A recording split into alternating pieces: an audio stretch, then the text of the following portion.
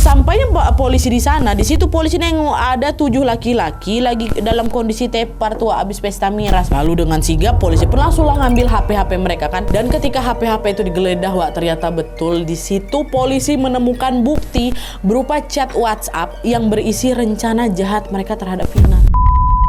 Hai, wassalamualaikum warahmatullahi wabarakatuh. Terima kasih sudah klik video ini. Seperti biasa di malam minggu aku akan menemani kalian lagi dengan membawakan satu kisah kriminal yang paling banyak di request sama kalian nih. Nah, buat kalian yang memang suka dengan kisah-kisah kriminal pasti udah tahu kali kalau ada banyak kasus yang butuh waktu bertahun-tahun untuk akhirnya menemukan titik terang kan, Wak. Nah, di Indonesia juga ada nih. Itulah dia kasus penghilangan nyawa yang terjadi 8 tahun lalu, tepatnya tahun 2016, dan saat ini kembali ramai lagi jadi sorotan, yaitu kisah penghilangan nyawa yang menimpa Vina dan Eki, sepasang kekasih berusia 16 tahun asal Cirebon. Sebenarnya beberapa pelaku dalam kasus ini udah ditangkap, Wak, sudah diadili dan juga sudah dijebloskan ke dalam penjara. Tapi di sisi lain ternyata masih ada juga nih pelaku yang proses hukumnya belum selesai. Nah, kelanjutan dari proses hukum inilah, Wak, yang saat ini sedang ramai sekali dikawal oleh netizen termasuk dengan kita semua. Nah, sebelum kita masuk ke ceritanya, perlu aku sampaikan ke kalian bahwa karena merespon banyaknya permintaan dari kalian yang mau aku menceritakan kasus ini, Wak, jadi video Vina ini aku prioritaskan untuk naik terlebih dahulu. Ini aku syuting tanggal 5 Juni. Tanggal 5 Juni dan tayang ya hari ini lah tanggal 8 Juni kan. Seharusnya malam ini aku bercerita tentang kasus kriminal juga, judulnya The Zaman Family. Itu aku udah syuting udah lama kali, Wak, tanggal 16 Mei 2024 kemarin, dan videonya juga udah jadi, udah siap tayang gitu. Kalian tahu lah, aku kan suka nabung memang kan. Tapi gara-gara Vina ini aku prioritaskan dulu naik ke atas, jadi Zaman Family untuk minggu depan nih yang bakal tayang tanggal 15 Juni besok. Kenapa aku disclaimer di awal gini, Wak? Karena kayak kali aja ada di antara kalian yang bertanya-tanya kenapa background di studio aku ini kok berubah, Nadia? Karena videonya baru dibikinnya sekarang gitu. Jadi background studio aku di video ini sampai video minggu depan, sampai tanggal 15 tuh memang akan berbeda gitu. Itu karena ya aku syutingnya di tanggal yang berbeda juga gitu ya. Paham kalian maksud aku kan? Tolonglah paham. Oke, kita balik lagi. Jadi intinya di video tentang Vina ini, Wak, aku akan merangkum semua kejadian dari awal sampai update terbaru yang kami dapat ya. Tapi sebelumnya juga aku mau disclaimer lagi kalau semua pemberitaan tentang kasus kematian Vina dan juga Eki ini ada banyak kali, Wak, banyak kali, dan tentunya juga nggak bakal muat kalau semuanya aku ceritakan di sini. Jadi misalnya nanti ada detail yang belum aku sertakan atau mungkin juga ada informasi terbaru atau juga mungkin informasi kurang tepat yang aku sampaikan di sini, kalian boleh langsung perbaiki atau juga tambahin aja di kolom komentar ya. Dan sekarang tanpa berlama-lama lagi kita langsung masuk aja ke ceritanya. Check it out.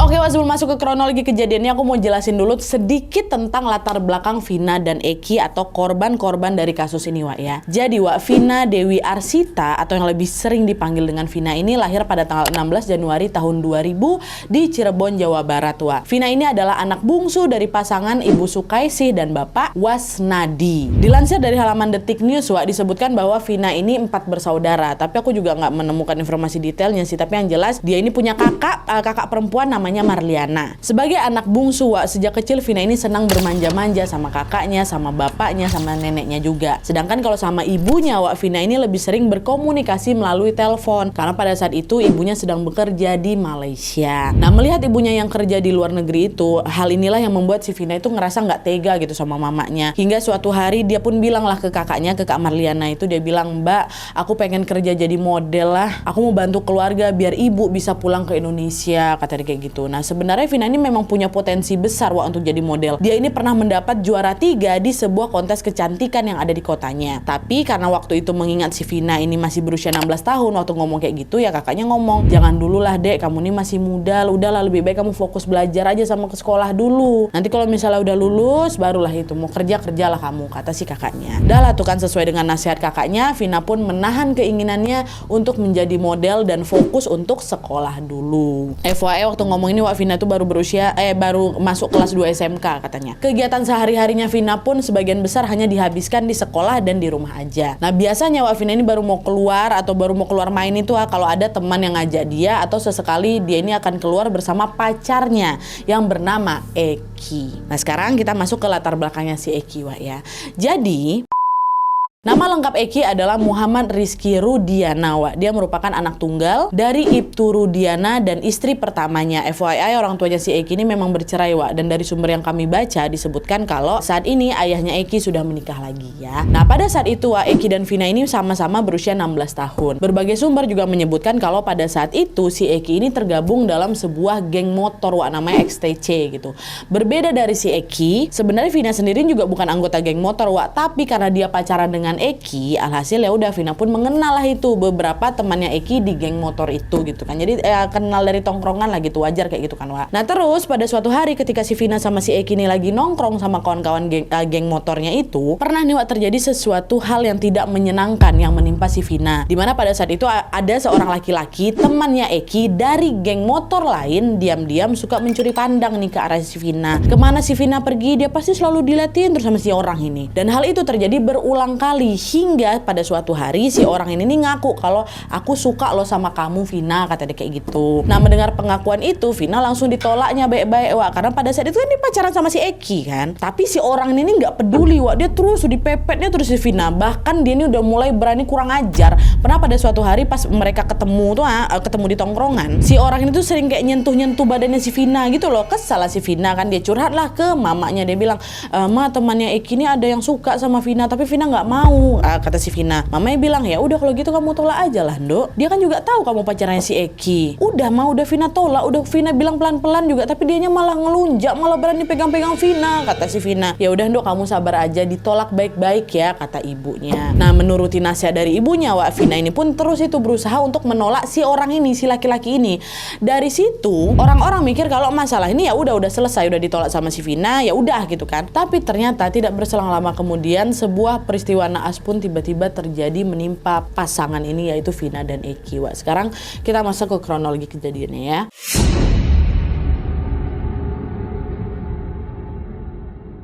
Jadi ceritanya, Wak, pada tanggal 27 Agustus 2016 sekitar jam 7 malam, Vina ini izin ke keluarganya, dia mau main keluar nih sama pacarnya Eki. Kebetulan malam itu juga bertepatan dengan malam minggu, Wak. Vina sama si Eki ini mau malam mingguan bersama-sama dan mau pergi makan-makan gitulah. Memasuki jam 9 malam di HA malam itu, Vina ini belum balik juga. Kakaknya, Kak Marliana, ngechat, "Dek, cepatlah pulang, jangan malam-malam," katanya. "Oh iya, Mbak, ini bentar lagi mau pulang kok," kata Vina. Sempat dibalas tuh, Wak. Terus ditunggu sampai lewat tengah malam belum juga balik si Vina ini. Sampai akhirnya pada jam 1 dini hari tiba-tiba datang nih, Wak, seorang laki-laki muda ke rumahnya Vina. Dia bawalah kabar mengejutkan. Laki-laki ini bilang, Pak, maaf Pak, saya mau ngabarin Vina kecelakaan," katanya. "Sekarang posisinya dia ada di rumah sakit."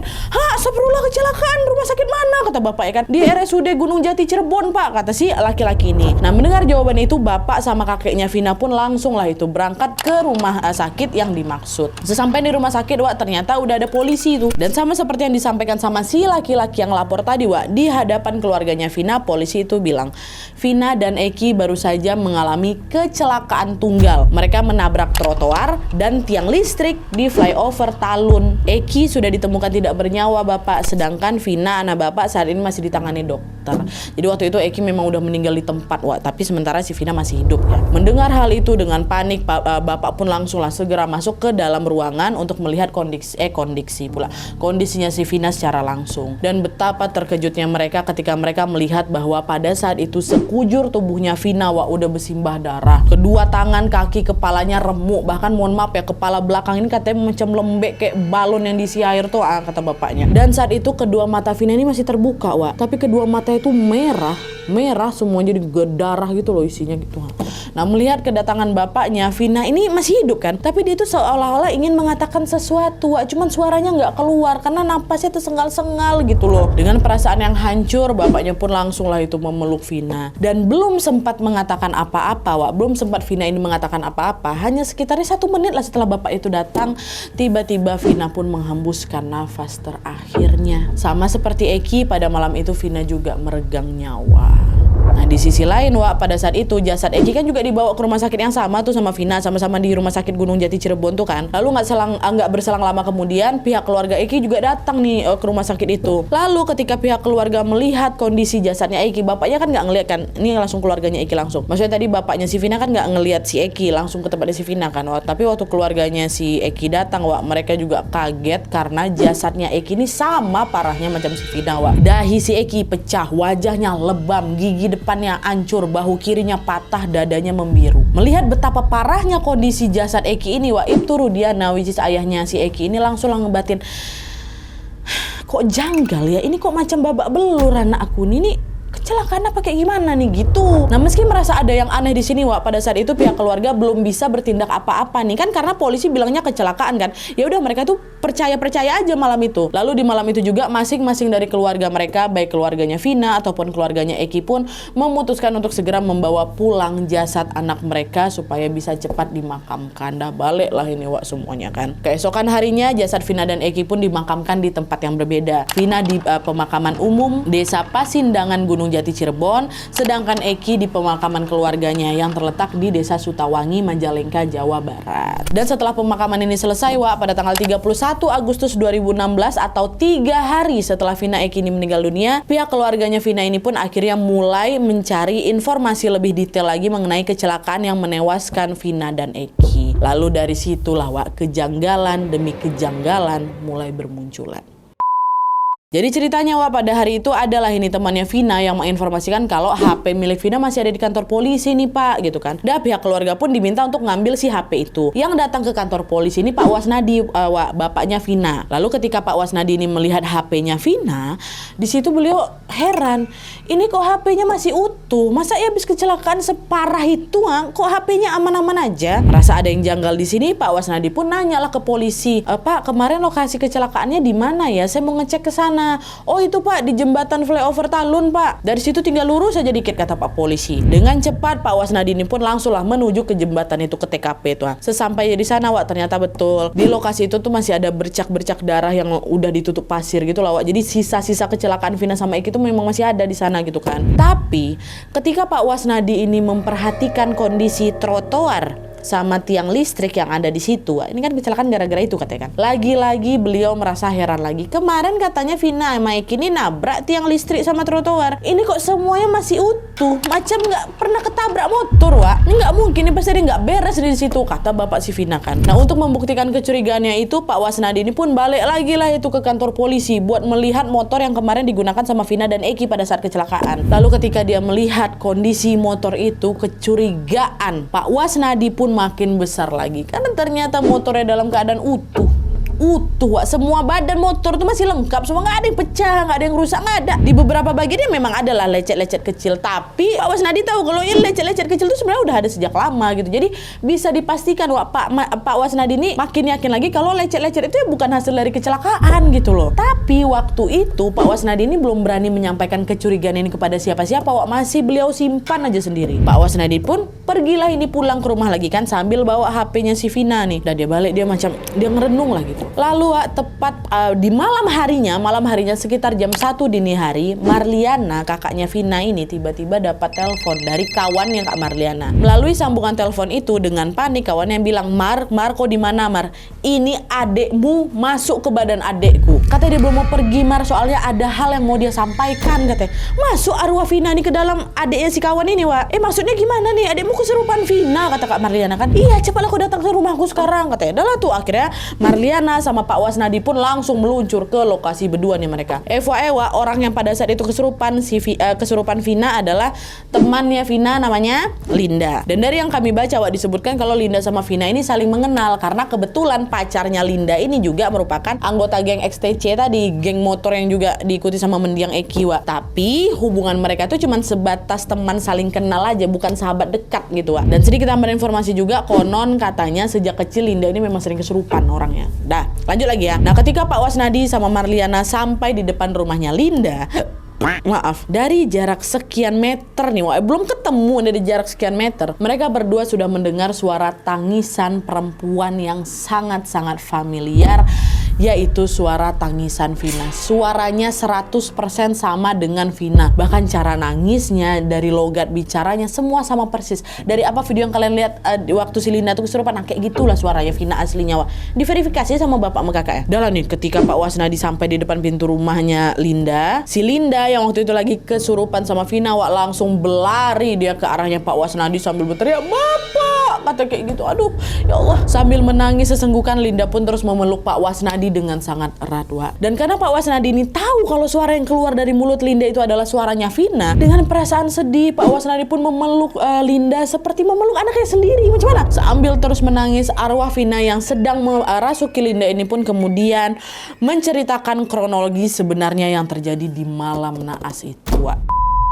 Cerita yang disampaikan sama arwah Vina inilah, Wak, yang kemudian direkam nih sama Mbak Marliana dan akhirnya viral lah itu kan di internet. Kalau misalnya kalian mau dengar rekaman utuhnya bisa browsing lagi aja, Wak, setelah ini. Dan aku yakin juga kalian pasti udah pada denger semua kan. Lumayan panjang memang, Wak. Jadi di sini aku rangkumin aja ya. Jadi berdasarkan cerita dari arwahnya Vina itu, Wak, memang betul mereka bukan kecelakaan tunggal malam itu. Ceritanya malam itu Vina sama Eki sedang berboncengan motor dari Taman Sumber di Cirebon. Lalu di tengah perjalanannya itu tiba-tiba datanglah ini segerombolan orang bermotor semua lagi ngejar mereka. Nah, salah satu orang dari gerombolan itu kemudian mukul Eki, Wak, dari belakang, bikinlah motor itu jatuh kan. Waktu Vina sama Eki ini jatuh dari motor, di situ tuh Vina nih pingsan, Wak. Lalu ketika Vina bangun dari pingsannya, ternyata dia, mohon maaf, dia sedang diruda paksa secara bergiliran oleh segerombol orang-orang yang ngejar dia tadi itu. Sebenarnya saat itu kedua mata Vina ini ditutup sama mereka, Wak, tapi ternyata Vina berhasil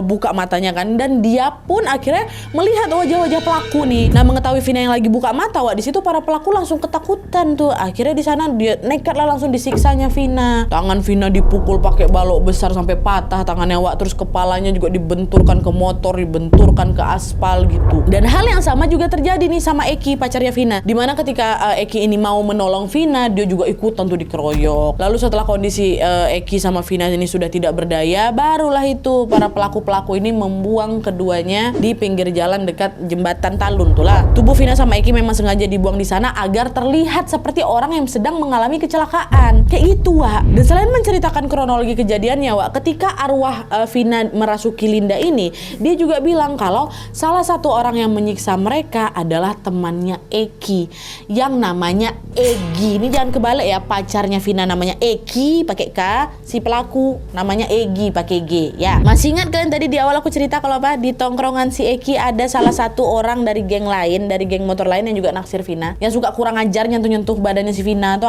Itulah, Wak.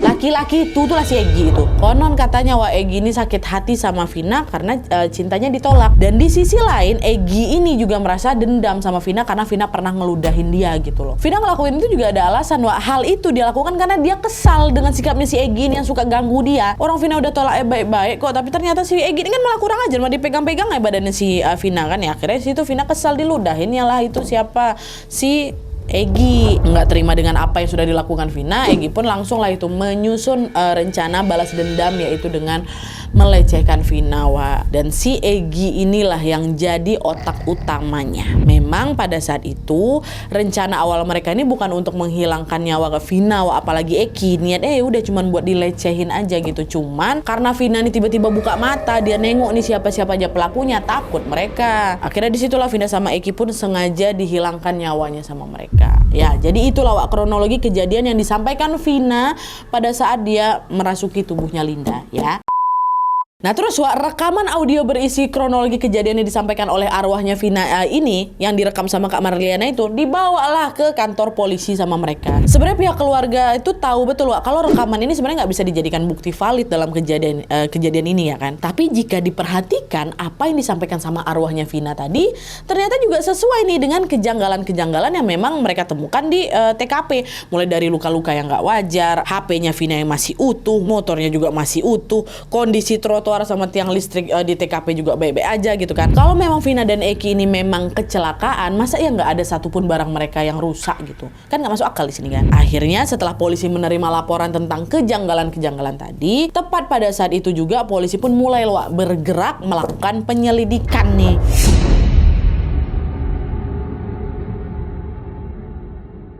Setelah mendapatkan laporan dari pihak keluarganya Vina ini, Wak, di hari itu juga tepatnya pada tanggal 31 Agustus 2016 waktu subuh, Wak, polisi pun terjun lah itu ke TKP untuk mencari bukti dan juga saksi yang ada di sana. Nggak berselang lama kemudian polisi ketemu, Wak, sama seorang pedagang sate yang mengaku dia sempat melihat sesuatu pada malam kejadian itu. Si pedagang sate ini bilang, malam itu Bapak, saya lihat ada satu motor yang dikonvoi sama rombongan motor lainnya. Sepertinya mereka itu anggota geng motor, Pak. Terus apa lagi yang kamu lihat, Pak? Atau kamu tahu informasi ini tentang geng motor itu? Kata polisi lagi kan. Saya nggak nengok, Pak, detailnya gimana. Tapi kebetulan saya tahu nih di mana markas geng motor yang konvoin mereka itu. Saya tahu.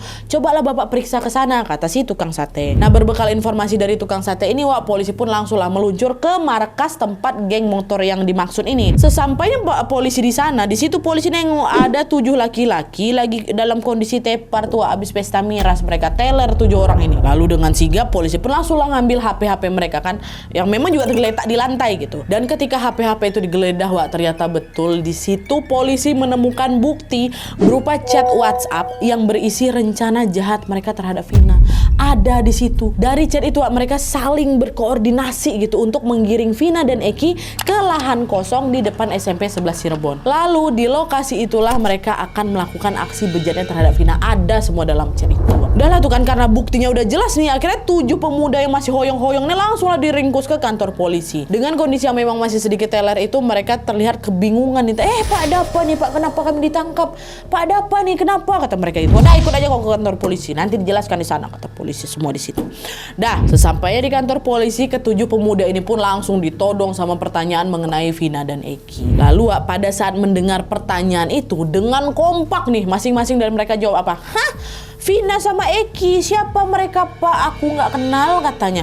Nggak kenal gimana kau? Jelas-jelas di WA kalian ada ngechat dan juga ngebahas soal Vina. Kok udahlah kalian ngaku aja, kata polisi. Tapi betulan, Pak, saya memang nggak kenal sama Vina, Pak. Suruh apa nih? Suruh ngakuin apa nih? Pura-pura nggak tahu, Pak. Nah, di interogasi awal semua pemuda tadi masih bungkam, kompak mereka semua nih, Wak. Nggak ada yang mau ngaku. Sampai akhirnya setelah berkali-kali didesak sama polisi kan, adalah ini satu orang dari mereka yang mulai nampak ketakutan tuh. Dan orang itu adalah anggota geng yang usianya paling muda, Wak, namanya Saka Tatal. Usianya masih 15 tahun waktu itu, masih di bawah umur kali. Saka yang memang mungkin udah nggak tahan dengan ceceran polisi gitu, Wak. Mungkin juga gara dia ketakutan kali, akhirnya ngaku. Dia bilang, Pak ampun, saya mau ngaku. Iya, Pak, memang betul kami yang udah ngeroyok Vina sama Eki. Tapi saya nggak ambil andil banyak, Pak, ya. Saya cuma disuruh buat nonjok aja, katanya. Ngaku dia. Dan selain akhirnya mengakui perbuatannya, Wak, di situ si Saka dia juga bilang, tapi masih ada, Pak, satu pelaku lagi yang sekarang masih ada di rumah, Pak. Cobalah Bapak datang aja ke rumah dia, kata gitu kan. 7 pertama kan, ini ada satu lagi nih, ada 8 orang berarti. Nah, setelah mengantongi informasi dari Saka, tanpa membuang waktu lagi, polisi pun segeralah menjemput si satu pelakunya yang masih ada di rumah yang dimaksud sama si Saka. Alhasil di awal penyelidikan itu jumlah pelaku yang berhasil ditangkap totalnya ada 8 orang kan, Wak. Ini aku sebutin satu-satu. Pertama, Eko Ramadhani 27 tahun, kedua Rivaldi 21 tahun, Suprianto 20 tahun, Sudirman 21 tahun, Jaya 23 tahun, Hadi 23 tahun, Eka Sandi 24 tahun, dan yang satu itu lah yang paling kecil tuh si Saka Tatal tuh masih 15 tahun. Dan setelah 8 pelaku ini terkumpul semua, Wak, kalian tahu nggak ada plot twist di sini? Ternyata salah satu dari mereka adalah orang yang pertama kali datang ke rumahnya Vina untuk ngabarin Vina kecelakaan. Orang pertama yang ngetok-ngetok pintu bapaknya tuh ngasih tahu Vina kecelakaan ada di RSUD, Pak. Itu salah satunya. Macam sengaja udah direncanakan biar diarahkan si Vina ini kecelakaan gitu loh, Wak. Dan akhirnya 8 orang pelaku tadi pun kemudian diperiksa di ruangan terpisah, kan. Nah, lalu pada saat diinterogasi ini ternyata masing-masing dari mereka menyampaikan satu kesaksian yang sama, Wak. Mereka bilang, Pak, sebenarnya masih ada, Pak, 3 pelaku lagi nih yang belum kalian tangkap. Namanya Andi, Dani, sama Peggy alias Perong, katanya. Peggy ini lah, Wak, yang kemarin disebut sama arwah Vina tuh. Ini nih orang yang sama, Wak. Dan ternyata kan betul kan apa yang disampaikan sama Linda waktu kesurupan itu kan juga sesuai dengan pengakuan pelaku nih kan. Ya si Peggy inilah memang dalang utamanya, Wak. Tapi dia belum ditangkap waktu itu. Nah, menanggapi kesaksian tadi, polisi nanya lagi, oh berarti total semuanya ada 11 orang ya? Kata gitu. Iya, Pak, betul. Terus sekarang si Andi, Dani, sama si Peggy ini ada di mana? Nah, mendengar pertanyaan itu, masing-masing dari mereka Kompak semua jawab, oh kalau itu saya kurang tahu Pak. Entahlah mereka sekarang lagi di mana, kami nggak tahu. Kata mereka, semua 88 tuh ngomong kayak gitu. Udah lah tuh, karena polisi ini belum mendapatkan informasi detail mengenai Andi, Dani, sama si Peggy itu, 3 pelaku yang belum ketangkap ini. Akhirnya pada saat itu info tentang mereka pun masih ditampung dulu nih sama polisi. Polisi lalu lanjut lagi lah menginterogasi 8 pelaku yang memang udah ketangkap ini supaya dia ini bisa mengorek-ngorek informasi lebih lengkap lagi mengenai kejadian sebenarnya. Nah saat itu 8 pelaku ini udah nggak bisa ngelak lagi. Mereka semua pun mengakui kalau memang Pak, peristiwa naas yang menimpa Vina dan Eki sebenarnya sudah direncanakan sejak jauh-jauh hari, Wak. Mereka bilang kalau pada malam itu tanggal 27 Agustus 2016 itu mereka tahu ketika Vina sama si Eki ini keluar malam mingguan, pada sekitar jam setengah 8 malam itu mereka udah standby di warung yang memang nggak begitu jauh dari TKP. Mereka nih 11 pelaku nih termasuk 3 orang yang belum ketangkap ini sedang menunggu Vina dan Eki, Wak. Memang sengaja kan, memang sudah direncanakan. Lalu pada sekitar jam 9 malam pada saat Vina sama Eki terlihat melintas di sana di depan mereka dengan berbonceng motor, para pelaku ini pun langsung lah ngejar mereka berdua dan ngelemparin keduanya pakai batu. Dilansir dari laman Kumparan News, Wak, saat terjadi aksi kejar-kejaran itu, seorang pelaku yang namanya Eko Ramdhani itulah, Wak, yang menendang motor yang ditumpangi sama Eki sehingga mereka berdua pun jatuh di sekitar flyover Talun tadi. Lalu si Eko ini juga yang memukul Eki menggunakan bambu sebanyak 2 kali, diantamnya 2 kali gitu kan. Dan hal itu kemudian diikuti dengan pukulan tangan kosong oleh pelaku yang bernama yang tadi lah Saka, Hadi, Eka, semuanya tuh lah, Wak, kan. Pukul nih si Eki. Terus seorang pelaku yang bernama Rivaldi juga mukul Eki, Wak, tapi pakai bambu, pakai batu. Sedangkan pelaku yang namanya Dani yang hilang ini ya, Dani ini juga mukul Eki menggunakan kayu. Nah setelah puas ngeroyok Eki, Wak, pelaku yang bernama Hadi pun kemudian gantian memukul pundak Vina pakai bambu. Dan hal itu lalu diikuti juga nih dengan pukulan tangan kosong oleh Peggy dan Dani ke si Vina. Nah setelah melihat Vina dan Eki yang memang sudah tidak berdaya ini, 11 pelaku ini pun kemudian membawa keduanya ke lahan kosong yang ada di depan SMP tadi tuh. Ya kurang lebih sekitar 1 km gitu lah, Wak, dari flyover Talun gitu. Nah di lokasi itulah Eki kembali dipukuli menggunakan tangan kosong dan juga bambu, Wak. Dan disinilah seorang pelaku yang bernama Rivaldi menusuk Eki menggunakan samurai panjang. Di saat yang sama juga, Wak, Peggy sama Dani juga memukul, menyabet, dan juga menusuk Eki menggunakan samurai pendek. Ya astagfirullahaladzim. Dan bersama dengan hal itu, Wak, masih di lokasi yang sama, Vina juga kembali dianiaya. Dia dipukul di bagian hidung, dia dipukul bagian kepala belakangnya. Dan lalu setelah itu, pelaku pun, ya itu, diruda paksanya Vina secara bergantian. Astagfirullah. Itulah tadi kesaksian dari si 8 pelaku yang udah ketangkap tuh. Nah untuk membuktikan kesaksian mereka, Wak, akhirnya pada tanggal 13 September tahun 2016 makamnya Vina sama Eki ini pun digali lagi nih untuk dilakukan otopsi dan juga uji forensik. Lalu setelah hasilnya keluar, Wak, ternyata betul tuh di sana di sekujur tubuhnya si Eki ini ditemukan ada macam banyak trauma pukulan benda tumpul gitulah yang menyebabkan tulang-tulangnya itu patah. Hal yang sama juga ditemukan, Wak, pada hasil otopsinya Vina, di mana di sekujur tubuhnya Vina terdapat trauma pukulan benda tumpul yang membuat tulang-tulangnya patah, Wak. Dan selain itu mohon maaf kali di bagian kemaluannya Vina juga terdapat sisa-sisa cairan sperma yang menjadi bukti kalau memang betul Vina sudah mengalami pelecehan. Nah dah tuh kan, akhirnya dengan adanya bukti-bukti ini 8 pelaku yang udah ketangkap ini pun langsung diseret ke pengadilan. Dan setelah melalui proses pengadilan yang cukup rumit, tepatnya tanggal 16 Mei tahun 2017, akhirnya Pengadilan Negeri Kota Cirebon pun menjatuhkan vonis kepada masing-masing pelaku, di mana pelaku yang namanya si Eko Ramdhani, Rivaldi, Suprianto, Sudirman, Jaya, Hadi, Eka sama si Eka Sandi ini didakwa dengan pasal 340 Junto 55 KUHP tentang pembunuhan berencana dan pasal 81 tentang persetubuhan di bawah umur. Nah 7 pelaku ini, Wak, kemudian dijatuhi hukuman penjara seumur hidup. Sementara untuk satu lagi tuh mana Nadia, si anak kecil tadi tuh, si Saka tadi, Saka yang memang masih di bawah umur ini akhirnya dijatuhi hukuman yang lebih ringan, yaitu 8 tahun penjara. Sampai di sini tentunya ya pihak keluarga merasa sedikit lega lah, karena paling tidak 8 pelaku udah ditangkap, diadili dan juga dijebloskan dalam penjara. Walaupun memang masih ada 3 pelaku lain yang belum terungkap dan juga jadi buron, malah ini dalangnya ya kan. Nah Menanggapi 3 pelaku yang belum ketangkap ini, Wak, pernah suatu hari ketika Marliana ini atau kakaknya Vina datang ke sel untuk bertemu sama 8 pelaku yang sudah ada di penjara ini, Marliana tuh sempat nanya-nanya nih ke masing-masing dari mereka. Peggy, Dani, Andi kemana? Alamat rumahnya di mana? Cobalah aku mau nengok foto mereka kayak gimana, orangnya kayak apa sih, kata si Marliana kan. Mendengar pertanyaan Marliana, Wak, kalian tahu gimana respon 8 pelaku nih?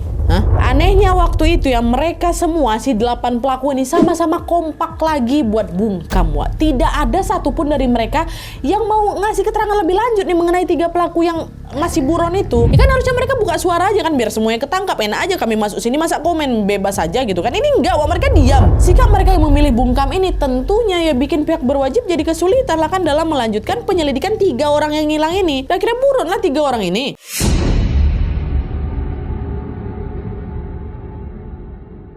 Dan ini masih tahun 2016an nih, Wak, ya. Dan setelah 8 pelaku ini dijebloskan ke penjara, lama-kelamaan pemberitaan tentang kasus kematiannya Vina dan Eki ini mulai ngeredup, Wak. Bahkan akhirnya juga muncul kecenderungan yang menganggap bahwa kasus ini tuh ya udah selesai. Meskipun memang ada 3 pelaku yang masih buron, tapi dianggap udah ya ini udah selesai ya kayak gitu. Dan selain itu, Wak, banyak juga nih yang menilai bahwa polisi ini kurang serius dalam menyelidiki 3 pelaku yang masih buron ini, Wak. Kenapa?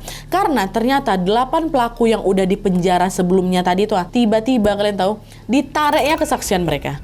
Ingat kalian tadi aku cerita apa? Di pemeriksaan awal 8 pelaku ini kan memang bilang ada 3 orang lagi, Pak, yang belum ketangkap, tuh si Peggy, Andi sama Dani itu kan, Pak. Dan ketika keterangan itu akhirnya dilimpahkan ke kejaksaan, entah kenapa tiba-tiba nih 8 orang tadi itu bilang, Pak, yang kemarin tuh salah, Pak. Soal 3 orang itu sebenarnya kami cuman asal sebut aja. Sebenarnya mereka nggak terlibat. Itu kata mereka 8-8-nya, Wak, ya bukan satu aja. 8-8 Saka juga itu ikutan ngomong kayak gitu. Menanggapi hal itu, pengacara kondang Hotman Paris Hutapea pun menilai bahwa kejadian ini sangat janggal. Kenapa 8 pelaku itu kok bisa tiba-tiba menarik keterangan mereka? Sebenarnya ada apa di balik ini semua, ya kan? Dan parahnya lagi, Wak, sikap para pelaku yang menarik kesaksian mereka ini membuat 3 orang buron. Peggy, Andi sama si Dan ini seolah-olah jadi ya tidak ditargetkan lagi gitu, macam bukan target utama gitu loh. Targetnya ya udah kan cuma 8 orang ini aja kan udah ketangkep juga nih kayak gitu. Alhasil inilah yang membuat kasus kematian Vina dan Eki belum juga menemukan titik terang hingga 8 tahun lamanya, Wak. Terus barulah itu ketika orang-orang sudah mulai melupakan kasus ini, pada tahun ini, tahun 2024, cerita tentang kematian Vina dan Eki ini pun ramai dibahas lagi setelah kisah ini memang diangkat ke layar lebar. Dari situ orang-orang pun kembali menyoroti tentang update kasus ini, termasuk mengenai status 3 pelaku yang masih buron itu, Wak. Ini kelanjutannya kayak gimana nih? Ini udah ketemu apa belum 3 orang ini? Udah 8 tahun toh. Nah, menanggapi respon masyarakat yang sangat ramai, Wak, akhirnya pada tanggal 14 Mei tahun 2024 kemarin, Polda Jabar secara resmi merilis lah itu ciri-ciri dari 3 orang DPO atau daftar pencarian orang ini. Mereka siapa? Peggy, si Perong, yang saat kejadian berusia 22 tahun, berarti sekarang dia berusia 30 tahun. Lalu ada Andi, saat kejadian 23 tahun, sekarang sudah berusia 31 tahun. Dan Dani, yang pada saat kejadian berusia 20 tahun, sekarang sudah 28 tahun. Dan dari informasi yang memang sudah dirilis oleh Polda Jabar ini, Wak, disebutkan bahwa 3 DPO tadi sama-sama beralamat di Desa Banjarwangun, Kecamatan Mundu, Kabupaten Cirebon. Nah, informasi ini kemudian sampailah itu ke kepala desa setempat kan. Tapi anehnya nih, Wak, ya, sejak informasi ini dirilis, baik kepala desa, ketua RT maupun ketua RW di sana sama-sama mengaku kami belum pernah dihubungi sama pihak kepolisian loh, kata mereka. Jadi mereka ini juga bingung, Wak. Setelah informasi DPO itu dirilis, lalu tindak lanjutnya apa nih? Apakah polisi akan datang ke desa mereka untuk melakukan penggeledahan atau gimana? Mereka juga bingung gitu loh. Nah, di tengah situasi yang menggantung ini, Wak, pada malam hari tanggal 21 Mei tahun 2024, tiba-tiba Polda Jabar mengumumkan lah bahwa mereka berhasil meringkus 1 orang DPO yang diduga menjadi dalang dari kematian Vina dan Eki, dan dia adalah Peggy Setiawan alias Perong. Tangkap nih dia, ya kan? Direktur Reserse Kriminal Umum Polda Jabar, Kombes Surawan, menyebutkan bahwa setelah kasus Vina ini terjadi, Wak, Peggy ini katanya melarikan diri ke Bandung, terus dia tinggal sama bapaknya. Dilansir dari laman CNN, Wak, disebutkan bahwa dalam pelariannya itu Peggy ganti nama, disebut namanya jadi Robi gitu. Nah, itulah kenapa selama 8 tahun itu keberadaan Peggy ini sulit dilacak sama polisi. Tapi kan dia tinggal sama bapaknya, harusnya gampang lah polisi cari keluarga terdekatnya siapa gitu ya. Tapi udahlah, nah. Salah. Oke. Kabar tentang penangkapannya Peggy tentunya menjadi atau membawa angin segar bagi kelanjutan kasus kematian Vina dan Eki kan, Wak. Tapi di sini kita juga nggak bisa senang dulu gitu loh, karena sesaat kemudian satu persatu fakta lain pun mulai bermunculan hingga membuat penangkapan dari Peggy ini dirasa janggal pula. Jadi nih, kalian udah tahu apa belum? Setelah Peggy itu ditangkap, Polda Jabar tiba-tiba menghapus 2 nama DPO lainnya. Si Andi sama Dani dihapus sama mereka. Penghapusan 2 nama DPO tadi itu katanya dilakukan karena mereka tidak menemukan bukti yang kuat untuk menjerat Andi sama si Dani. Bahkan ada juga orang yang bilang kalau nama Andi sama Dani ini sebenarnya cuma nama fiktif aja, nama palsu, nggak ada orangnya. Jadi sekarang ya udah, mereka cuma fokusnya ke Peggy aja gitu. 2 nama tadi nggak tahu tuh, kayaknya salah sebut kayak gitu loh. Tapi setelah ditelusuri lebih dalam, wah, banyak orang yang akhirnya meragukan status Peggy sebagai pelaku. Mereka merasa kalau dalam hal ini polisi sudah salah tangkap. Salah tangkap. Kok bisa? Karena ternyata nih Wak ya, ternyata di hari ketika Vina sama Eki itu meninggal dunia, pihak keluarganya Peggy yang ditangkap ini ya bilang, Peggy waktu itu nggak ada di Cirebon. Waktu itu Peggy lagi ke Bandung. Dia bekerja di sana sebagai kuli bangunan katanya. Kabarnya Peggy berangkat ke Bandung tuh sejak 13 Juli 2016 dan baru balik ke Cirebon di bulan Desember 2016. Nah, kejadian naas yang menimpa Vina sama Eki kan terjadi di bulan Agustus 2016 kan. Jadi timelinenya nggak sinkron gitu. Peggy lagi di Bandung kata keluarganya waktu itu. Dan selain itu, Wak, ibunya Peggy ini juga bilang kalau 8 tahun lalu sekitar 2 hari, baru 2 hari setelah kematiannya Vina Eki, Wak, polisi ini sebenarnya udah pernah datang loh ke rumah kami.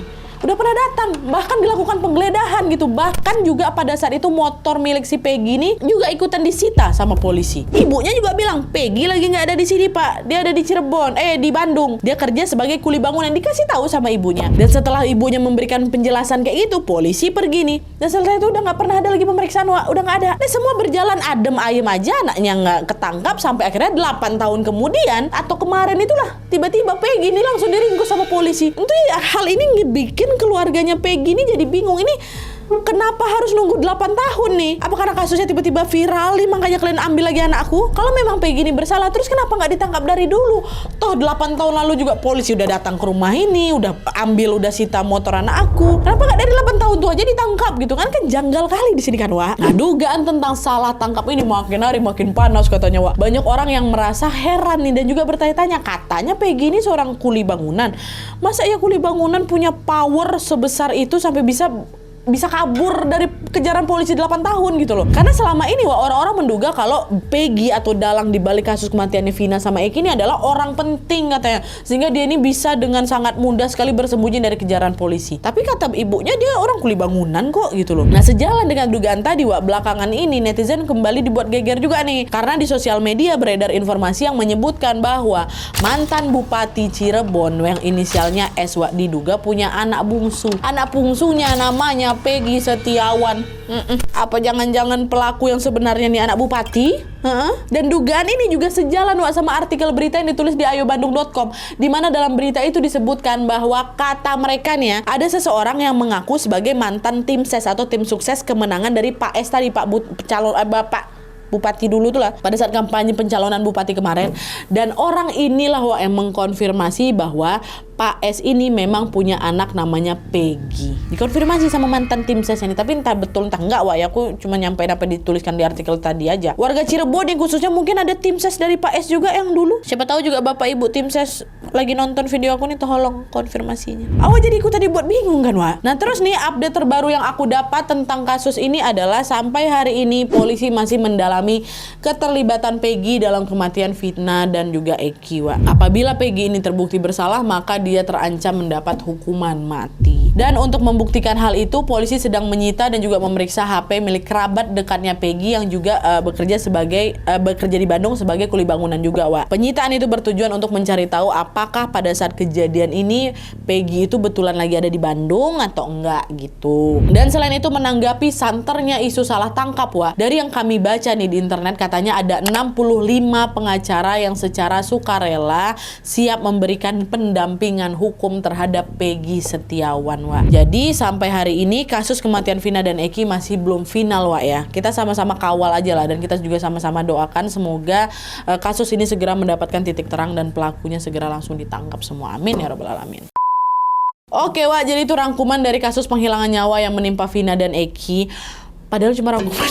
panjang kali ya, maaf. Dan yang seperti aku bilang di awal tadi, wah ada banyak sekali detail lain yang tidak aku sebutkan di sini, tidak aku sertakan di sini. Jadi kalian boleh langsung menambahkan di kolom komentar di bawah kalau misalnya ada updatean terbaru atau mungkin ada informasi aku yang perlu diperbaiki aja di bawah. Nah, meski memang kejadian naas yang menimpa Vina sama Eki ini sudah lewat 8 tahun yang lalu, wah, tapi selagi titik terangnya belum ditemukan, maka kasus ini tetap harus diusut hingga tuntas. Korban dan juga pihak keluarga yang ditinggalkan berhak mendapatkan keadilan. Jadi kita kawal lah sama-sama terus ya kelanjutan dari kasus ini. Dan juga nggak lupa aku mau menghimbau ke kalian semua untuk lebih berhati-hati dalam menerima informasi yang ada, Wak, karena ya udah jadi rahasia umum lah kalau di kasus-kasus yang lagi viral macam gini kan pasti banyak kali berita hoaxnya kan. Pokoknya jangan sampai bercampur baur, Wak, antara yang benar sama yang salah. Yang benar memang harus kita perjuangkan, yang salah udah tinggalkan aja. Gitu ya.